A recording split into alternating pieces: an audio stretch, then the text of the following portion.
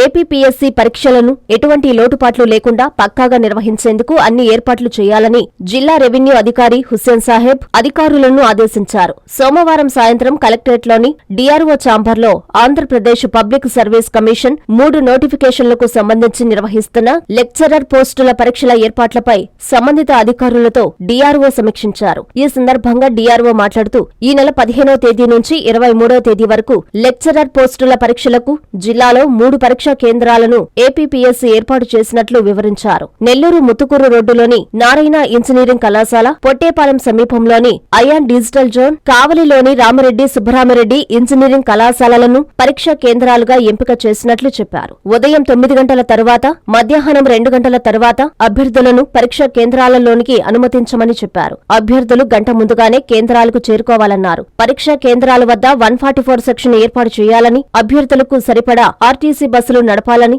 సంబంధిత అధికారులకు సూచించారు. ఈ సమావేశంలో ఏపీపీఎస్సీ అధికారులు ప్రసాద్ కుమార్, ఎం శివప్రసాద్ తదితరులు పాల్గొన్నారు.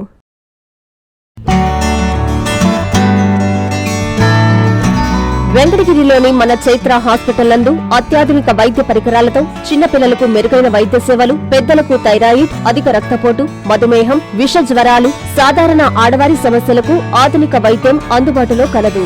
తమ హాస్పిటల్లో డాక్టర్ సుమన్ ఎంబీబీఎస్, డిఎన్బి చిన్నపిల్లల వైద్య నిపుణులు మరియు PGPN Boston university children specialist మరియు doctor M Swapnasudha MBBS FIDM sugar వ్యాధి నిపుణులు మరియు జనరల్ ఫిజిషియన్లచే మెరుగైన వైద్య సేవలు అందించడం జరుగుతుంది.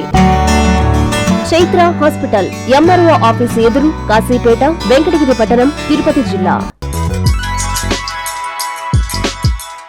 Hi Nilor, please subscribe to N3 TV.